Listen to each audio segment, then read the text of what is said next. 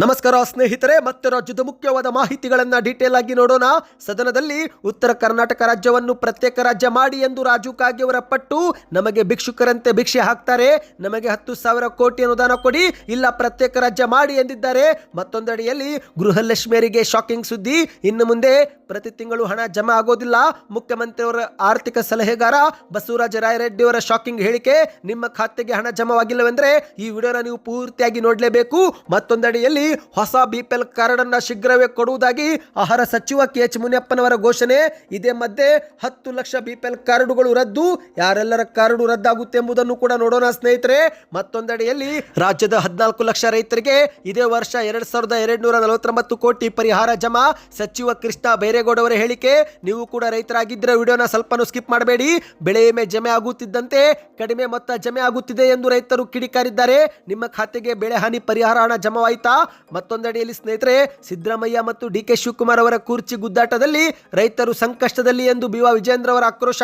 ವಿಡಿಯೋನ ಶುರು ಮಾಡೋಕ್ಕಿಂತ ಮೊದಲು ನೀವು ನಮ್ಮ ಚಾನಲ್ಗೆ ಮೊದಲು ಬಾರಿ ಭೇಟಿ ಕೊಡುತ್ತಿದ್ರೆ ದಯವಿಟ್ಟು ಸಬ್ಸ್ಕ್ರೈಬ್ ಆಗಿ ಪಕ್ಕದಲ್ಲಿ ಕಾಣಿಸೋ ಗಂಟೆ ಒತ್ತಿ. ಇದರಿಂದ ರಾಜ್ಯದ ಮುಖ್ಯವಾದ ಮಾಹಿತಿಗಳು ನಿಮಗೆ ಮೊದಲು ಸಿಗುತ್ತವೆ. ವಿಡಿಯೋಗೆ ಲೈಕ್ ಮಾಡಿ ಮತ್ತು ವಿಡಿಯೋ ಪೂರ್ತಿಯಾಗಿ ನೋಡಿ. ಬನ್ನಿ ಸ್ನೇಹಿತರೆ, ಎಲ್ಲ ಮಾಹಿತಿಗಳನ್ನ ಡೀಟೇಲ್ ಆಗಿ ನೋಡೋಣ. ಇದೀಗ ಬೆಳಗಾವಿ ಜಿಲ್ಲೆಯಲ್ಲಿ ಚಳಿಗಾಲದ ಅಧಿವೇಶನ ಪ್ರಾರಂಭವಾಗಿದ್ದು, ಈ ಒಂದು ಅಧಿವೇಶನದ ಕಲಾಪದಲ್ಲಿ ಮತ್ತೊಮ್ಮೆ ಉತ್ತರ ಕರ್ನಾಟಕವನ್ನ ಪ್ರತ್ಯೇಕ ರಾಜ್ಯ ಮಾಡಿ ಎಂದು ಶಾಸಕ ರಾಜು ಕಾಗೆಯವರು ಆಗ್ರಹವನ್ನ ಮಾಡಿದ್ದಾರೆ. ಹೌದು ಸ್ನೇಹಿತರೆ, ಉತ್ತರ ಕರ್ನಾಟಕದವರು ಪ್ರತಿ ಬಾರಿ ಬೆಂಗಳೂರಿಗೆ ಬಂದು ಕೈ ಮುಗಿದು ಎಲ್ಲರ ಮುಂದೆ ನಿಲ್ಲಬೇಕು, ಭಿಕ್ಷುಕರ ತರಹ ಭಿಕ್ಷೆ ಬೇಡಬೇಕು, 100 ಸಲ ಭಿಕ್ಷೆ ಬೇಡಿದ್ರೆ 10 ಪೈಸೆ 20 ಪೈಸೆ ಹಾಕ್ತಾರೆ.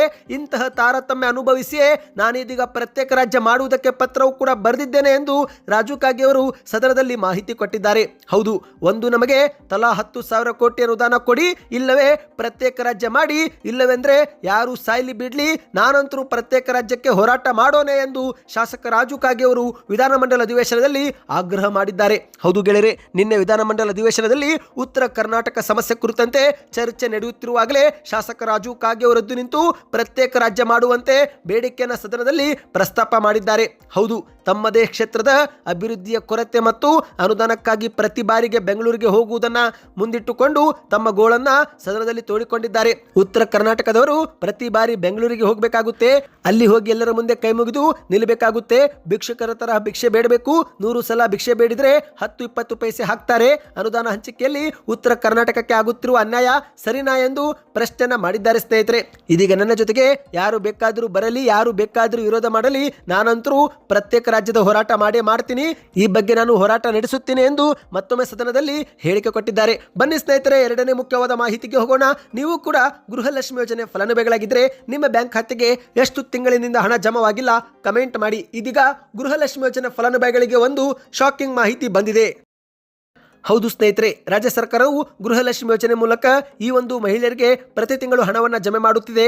ಆದರೆ 2025 ಪ್ರಾರಂಭದಿಂದಲೂ ಕೂಡ ಹಣ ಮಾತ್ರ ಸರಿಯಾಗಿ ತಿಂಗಳಿಗೆ ಜಮೆ ಆಗಿಲ್ಲ. ಕೆಲವೊಮ್ಮೆ 2 ತಿಂಗಳಿಗೆ ಒಟ್ಟಿಗೆ ಜಮೆ ಆದರೆ ಇನ್ನು ಕೆಲವೊಮ್ಮೆ 3 ತಿಂಗಳಾದರೂ ಹಣ ಜಮೆ ಆಗಿಲ್ಲ. ಇದೀಗ ಮತ್ತೊಮ್ಮೆ ಫಲಾನುಭವಿಗಳು ಕಳೆದ 3 ತಿಂಗಳಿನಿಂದ ಹಣಕ್ಕಾಗಿ ಕಾದುಕೊಳ್ಳುತ್ತಿದ್ದಾರೆ. ಇಂತಹ ಸಮಯದಲ್ಲಿ ಮುಖ್ಯಮಂತ್ರಿಯವರ ಆರ್ಥಿಕ ಸಲಹೆಗಾರರಾಗಿರುವ ಬಸವರಾಜ ರಾಯರೆಡ್ಡಿ ಅವರು ಒಂದು ಶಾಕಿಂಗ್ ಹೇಳಿಕೆ ಕೊಟ್ಟಿದ್ದಾರೆ. ಹೌದು, ಯಜಮಾನಿಯರಿಗೆ ಇನ್ನು ಮುಂದೆ 3 ತಿಂಗಳಿಗೊಮ್ಮೆ ಗೃಹಲಕ್ಷ್ಮಿ ಯೋಜನೆ ಹಣ ಬಿಡುಗಡೆ ಮಾಡುವುದಾಗಿ ಹೇಳಿಕೆಯನ್ನು ಕೊಟ್ಟಿದ್ದು, ಈ ಒಂದು ಹೇಳಿಕೆ ಫಲಾನುಭವಿಗಳಲ್ಲಿ ಗೊಂದಲ ಶುರು ಮಾಡಿದೆ ಸ್ನೇಹಿತರೆ. ಹೌದು ಗೆಳೆಯರೆ, ಮಾಧ್ಯಮಗಳ ಮುಂದೆ ಬೆಳಗಾವಿಯಲ್ಲಿ ಮಾತನಾಡಿದಂತ ಬಸವರಾಜ ರಾಯರೆಡ್ಡಿ ಅವರು ಇನ್ನು ಮುಂದೆ 3 ತಿಂಗಳಿಗೊಮ್ಮೆ ಗೃಹಲಕ್ಷ್ಮಿ ಯೋಜನೆ ಹಣವನ್ನು ನಾವು ನೀಡುತ್ತೇವೆ, ನಾವು ಆರ್ಥಿಕವಾಗಿ ಗಟ್ಟಿಯಾಗಿಯೇ ಇದ್ದೇವೆ, ಆದರೆ ಕೇಂದ್ರ ಸರ್ಕಾರದವರು GST ಕಲೆಕ್ಷನ್ ಮಾಡಬೇಕು, ಕಲೆಕ್ಷನ್ ಆದ ಬಳಿಕ ಅದರ ಅರ್ಧ ಹಣ ನಮಗೆ ಕೊಡಬೇಕು, ಅವರು ಕೊಡುವುದು ತಡ ಮಾಡುತ್ತಿದ್ದು ಆದ್ದರಿಂದ ನಮಗೆ ಹಣ ಹೊಂದಿಸುವುದು ಕೂಡ ತಡವಾಗುತ್ತಿದೆ, ಹಾಗಾಗಿ 3 ತಿಂಗಳಿಗೊಮ್ಮೆ ಗೃಹಲಕ್ಷ್ಮಿ ಯೋಜನೆ ಹಣ ನೀಡುತ್ತೇವೆ ಎಂದು ಹೇಳಿಕೆಯನ್ನು ಕೊಟ್ಟಿದ್ದಾರೆ. ಇನ್ನು ಮತ್ತೊಂದೆಡೆಯಲ್ಲಿ ಸಚಿವ ಲಕ್ಷ್ಮೀ ಹೆಬ್ಬಾಳ್ಕರ್ ಅವರು ಕೂಡ ಈ ಬಗ್ಗೆ ಸದನದಲ್ಲಿ ಮಾತನಾಡಿದ್ದು,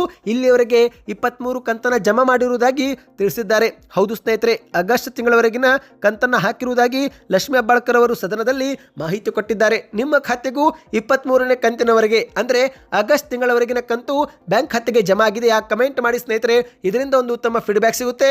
ಬನ್ನಿ ಇದೀಗ ಮತ್ತೊಂದು ಮಾಹಿತಿಗೆ ಹೋಗೋಣ. ದಯವಿಟ್ಟು ವಿಡಿಯೋನ ಸ್ಕಿಪ್ ಮಾಡಬೇಡಿ, ಪೂರ್ತಿಯಾಗಿ ನೋಡಿ. ಇದೀಗ ಕರ್ನಾಟಕದಲ್ಲಿ ಶೀಘ್ರವೇ ಅರ್ಹರಿಗೆ ಹೊಸ ಬಿಪಿಎಲ್ ಕಾರ್ಡ್ ಕೊಡುವುದಾಗಿ ಆಹಾರ ಸಚಿವ ಕೆ.ಎಚ್. ಮುನಿಯಪ್ಪನವರು ಬೆಳಗಾವಿಯಲ್ಲಿ ಮಾಹಿತಿ ಕೊಟ್ಟಿದ್ದಾರೆ. ಹೌದು, ಶೀಘ್ರವೇ ಅರ್ಹರಿಗೆ ಹೊಸ ಬಿಪಿಎಲ್ ಕಾರ್ಡ್ ಕೊಡುತ್ತೇವೆ.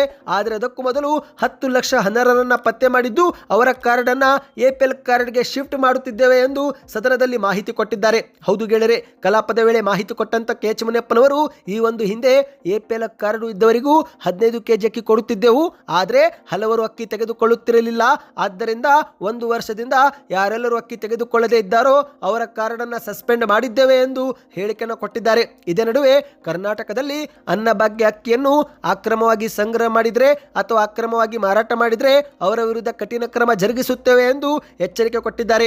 ಈಗಾಗಲೇ ಅನ್ನಭಾಗ್ಯ ಅಕ್ಕಿಯನ್ನು ಅಕ್ರಮವಾಗಿ ಮಾರಾಟ ಮಾಡಿದವರ ಪೈಕಿ 570 ಜನರನ್ನು ಬಂಧಿಸಿದ್ದು ಒಟ್ಟು 29,600 ಕ್ವಿಂಟಲ್ ಅಕ್ಕಿ ವಶಪಡಿಸಿಕೊಂಡು 314 ವಾಹನಗಳನ್ನು ಜಪ್ತಿ ಮಾಡಲಾಗಿದೆ ಎಂದು ಮಾಹಿತಿಯನ್ನು ನೀಡಿದ್ದಾರೆ ಸ್ನೇಹಿತರೆ. ಇದೇ ಮಧ್ಯೆ 2026ರಿಂದ ಆಹಾರ ಕಿಟ್ ಕೊಡುವುದಾಗಿಯೂ ಕೂಡ ತಿಳಿಸಿದ್ದಾರೆ. ಹೌದು, ಕುಟುಂಬದ ಸದಸ್ಯರ ಅನುಗುಣವಾಗಿ ಆಹಾರ ಕಿಟ್ ಕೊಡುತ್ತೇವೆ ಎಂದಿದ್ದಾರೆ. 1 ಕೆಜಿ ಉಪ್ಪು, 1 ಕೆಜಿ ಸಕ್ಕರೆ, 1 ಲೀಟರ್ ಸೂರ್ಯಕಾಂತಿ ಅಡುಗೆ ಎಣ್ಣೆಯೂ ಕೂಡ ಅದರಲ್ಲಿ ಇರಲಿದೆ ಎಂದು ಮಾಹಿತಿಯನ್ನು ಕೊಟ್ಟಿದ್ದಾರೆ ಸ್ನೇಹಿತರೆ. ಬನ್ನಿದೀಗ ಮತ್ತೊಂದು ಮುಖ್ಯವಾದ ಮಾಹಿತಿಗೂ ಹೋಗೋಣ. ನೀವು ಕೂಡ ರೈತರಾಗಿದ್ದರೆ ಮತ್ತು ಬೆಳೆ ಹಾನಿಗೊಳಗಾಗಿದ್ದರೆ ಯಾವ ಬೆಳೆ ಬೆಳೆದಿದ್ದೀರಾ, ಯಾವ ಬೆಳೆ ನಿಮ್ಮದು ಹಾನಿಯಾಗಿದೆ ಎಂಬುದನ್ನು ಕಮೆಂಟ್ ಮಾಡಿ. ಇದೀಗ ಸದನದಲ್ಲಿ ರೈತರಿಗೆ ಬೆಳೆ ಹಾನಿ ಪರಿಹಾರ ಕುರಿತಂತೆ ಚರ್ಚೆ ಮಾಡಲಾಗಿದೆ. ಹೌದು ಗೆಳೆಯರೆ, ಕರ್ನಾಟಕದಲ್ಲಿ 2025ರಲ್ಲಿ 14 ಲಕ್ಷ ರೈತರಿಗೆ, ಇದೇ ಒಂದು 2025ರಲ್ಲಿ 2249 ಕೋಟಿ ರೂಪಾಯಿ ಹಣವನ್ನು ಪರಿಹಾರವಾಗಿ ಕೊಟ್ಟಿದ್ದೇವೆ ಎಂದು ಕೃಷ್ಣ ಬೈರೇಗೌಡವರು ಮಾಹಿತಿ ಕೊಟ್ಟಿದ್ದಾರೆ. ಹೌದು, ಕರ್ನಾಟಕದ ಈ ಒಂದು 2025 ವರ್ಷದ ಮುಂಗಾರು ಹಂಗಾಮಿನಲ್ಲಿ ಬೆಳೆ ನಷ್ಟ ಅನುಭವಿಸಿದ 14,21,000 ರೈತರಿಗೆ 2249 ಕೋಟಿ ರೂಪಾಯಿ ಬೆಳೆ ಹಾನಿ ಪರಿಹಾರ ನೀಡಲಾಗಿದೆ ಎಂದು ಸದನದಲ್ಲಿ ಮಾಹಿತಿ ಕೊಟ್ಟಿದ್ದಾರೆ. ಅಂದಹಾಗೆ ಸ್ನೇಹಿತರೆ, ಕಲಾಪದ ವೇಳೆ ವಿಧಾನಸಭೆ ವಿರೋಧ ಪಕ್ಷದ ನಾಯಕರಾಗಿರುವ ಆರೋಶಕ್ ಅವರು ಎದ್ದು ನಿಂತು ಉತ್ತರ ಕರ್ನಾಟಕದ ಬಗ್ಗೆ ಸರ್ಕಾರ ಕಾಳಜಿ ವಹಿಸುತ್ತಿಲ್ಲ, ರಾಜ್ಯದಲ್ಲಿ 86,81,000 ರೈತ ಕುಟುಂಬಗಳಿದ್ದು 118 ಲಕ್ಷ ಹೆಕ್ಟರ್ ಮಳೆ ಆಶ್ರಿತ ಪ್ರದೇಶವಿದೆ, ಆದರೂ ಕೂಡ ರೈತರ ಸಮಸ್ಯೆಗೆ ಸರ್ಕಾರ ಸ್ಪಂದಿಸುತ್ತಿಲ್ಲ ಎಂದು ನೇರವಾಗಿಯೇ ಆರೋಪ ಮಾಡಿದ್ದಾರೆ. ಇದಕ್ಕೆ ಗರಂ ಆಗಿ ಎದ್ದು ನಿಂತ ಕಂದಾಯ ಸಚಿವ ಕೃಷ್ಣ ಬೈರೇಗೌಡರು, ಅಲ್ಲ ರೀ, 2023ರಲ್ಲಿ ಕರ್ನಾಟಕದಲ್ಲಿ ರಾಜ್ಯದಲ್ಲಿ ಬರ ಪರಿಸ್ಥಿತಿ ಬಂದಾಗ ಕೇಂದ್ರ ಸರ್ಕಾರ ನಮ್ಮ ನೆರವಿಗೆ ಬರಲಿಲ್ಲ, ನಮ್ಮ ಸರ್ಕಾರ ಸುಪ್ರೀಂ ಕೋರ್ಟ್ ಮೊರೆ ಹೋಗಿ ಪರಿಹಾರ ಕೇಳುವ ಪ್ರಸಂಗ ಬಂದಿತು. ಇಂದು ಪರಿಹಾರದ ಅನುದಾನಕ್ಕಾಗಿ ಸುಪ್ರೀಂ ಕೋರ್ಟ್ ಮೊರೆ ಹೋಗಿ ಅನುದಾನ ಪಡೆದದ್ದು ದೇಶದ ಇತಿಹಾಸದಲ್ಲಿ ದಾಖಲಾಗಿದೆ. ಈ ಸಂದರ್ಭದಲ್ಲಿ ಕರ್ನಾಟಕದ ಇತಿಹಾಸದಲ್ಲೇ ಅತಿ ಹೆಚ್ಚಿನ ಪರಿಹಾರವೂ ಕೂಡ ಕೊಟ್ಟಿದೆ ನಮ್ಮದೇ ಸರ್ಕಾರ.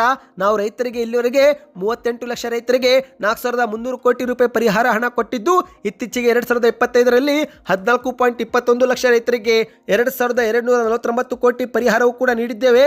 ಸರ್ಕಾರದ ವೈಫಲ್ಯ ಏನಾದರೂ ಇದ್ರೆ ನೀವು ಟೀಕೆ ಮಾಡ್ರಿ, ಆದರೆ ಮಾಡಿದ ಕೆಲಸವನ್ನ ಮಾಡಿಲ್ಲ ಎಂದ್ರೆ ಅದನ್ನು ಕೇಳಿಕೊಂಡು ಸುಮ್ಮನಿರಲು ನಾವು ಸಾಧ್ಯವಿಲ್ಲ ಎಂದು ಕೃಷ್ಣ ಬೈರೇಗೌಡ ಸದನದಲ್ಲಿ ಹೇಳಿಕೆ ಕೊಟ್ಟಿದ್ದಾರೆ. ಅಂದಹಾಗೆ ಸ್ನೇಹಿತರೆ, ಈಗ ಮತ್ತೊಂದು ಮಾಹಿತಿ ಬಂದಿದೆ. ಹೌದು, ಪ್ರಧಾನಮಂತ್ರಿ ಫಸಲ್ ಬಿಮಾ ಯೋಜನೆಯಡಿಯಲ್ಲಿ ಬೆಳೆ ವಿಮೆ ಪಾವತಿಸಿದ ರೈತರ ಖಾತೆಗೆ ಸೋಮವಾರದಿಂದ ಹಣ ಜಮಾ ಆಗಲು ಆರಂಭಗೊಂಡಿದ್ದು, ಆದರೆ ನಿರೀಕ್ಷೆ ಮಾಡಿದ್ದಕ್ಕಿಂತ ಕಡಿಮೆ ಮೊತ್ತ ಜಮೆ ಆಗುತ್ತಿರುವ ಬಗ್ಗೆ ರೈತರು ಇದೀಗ ಆಕ್ರೋಶ ವ್ಯಕ್ತಪಡಿಸಿದ್ದಾರೆ. ಹೌದು ಗೆಳೆಯರೆ, ರೈತರ ಬ್ಯಾಂಕ್ ಖಾತೆಗೆ ಫಸಲ್ ಬಿಮಾ ಯೋಜನೆಯ ಬೆಳೆ ವಿಮೆಯನ್ನು ಹಣ ಜಮೆ ಆಗ್ತಾ ಇದೆ, ಆದರೆ ಇದು ನಿರೀಕ್ಷೆಗೆ ಮಟ್ಟಕ್ಕೆ ಇಲ್ಲ. ಅಂದರೆ ಕಡಿಮೆ ಬೆಳೆ ಹಾನಿ ಪರಿಹಾರ ಜಮೆ ಆಗಿರೋ ಬಗ್ಗೆ ರೈತರು ಇದೀಗ ದೂರಿದ್ದಾರೆ. ಸ್ನೇಹಿತರೆ, ನಿಮ್ಮ ಖಾತೆಗೆ ಈ ಒಂದು ಬೆಳೆ ಹಾನಿ ಪರಿಹಾರ ಏನಾದರೂ ಜಮಾ ಆಗಿದೆಯಾ ಕಮೆಂಟ್ ಮಾಡಿ.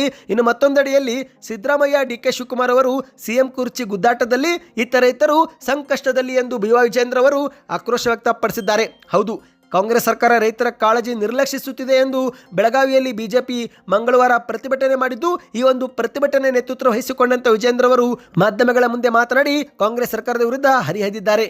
ಆಡಳಿತಾರೂಢ ಕಾಂಗ್ರೆಸ್ನ ಆಂತರಿಕ ಭಿನ್ನಾಭಿಪ್ರಾಯದಿಂದ ರಾಜ್ಯದ ಆಡಳಿತ ಸ್ತಬ್ಧಗೊಂಡಿದೆ ಎಂದು ವಿಜೇಂದ್ರ ಅವರು ಕಿಡಿಕಾರಿದ್ದು, ರಾಜ್ಯ ಸರ್ಕಾರದ ಜವಾಬ್ದಾರಿ ಏನು ಎನ್ನುವುದನ್ನು ನೆನಪಿಸುವುದು ವಿಪಕ್ಷದವರ ಕರ್ತವ್ಯ, ಅದನ್ನು ನಾವು ಮಾಡುತ್ತೇವೆ ಎಂದಿದ್ದಾರೆ. ಕಳೆದ 2 ತಿಂಗಳಿನಿಂದ ಕಾಂಗ್ರೆಸ್ ಸರ್ಕಾರ ಆಂತರಿಕ ಕಚ್ಚಾಟದಲ್ಲಿ ನಿರತವಾಗಿದೆ.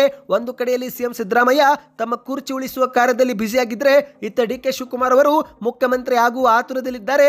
ಇದೇ ಕಾರಣಕ್ಕೆ ಸಿದ್ದರಾಮಯ್ಯರ ಸರ್ಕಾರದಿಂದ ರೈತರ ಸಮಸ್ಯೆಗಳಿಗೆ ಪರಿಹಾರ ಸಿಗುತ್ತಿಲ್ಲ ಎಂದು ಬಿ.ವೈ. ವಿಜೇಂದ್ರ ಅವರು ಅಸಮಾಧಾನ ಹೊರಗೆ ಹಾಕಿದ್ದಾರೆ. ಸದ್ಯಕ್ಕೆ ಎಷ್ಟೇತು ಸ್ನೇಹಿತರೆ, ಈ ಮಾಹಿತಿಗಳು ನಿಮಗೆ ಇಷ್ಟವಾಯ್ತಾ? ಹಾಗಾದರೆ ವಿಡಿಯೋಗೆ ಲೈಕ್ ಮಾಡಿ, ನಿಮ್ಮ ಅನಿಸಿಕೆಯನ್ನು ಕಮೆಂಟ್ ಮಾಡ್ತಾ ವಿಡಿಯೋನ ಶೇರ್ ಮಾಡಿ.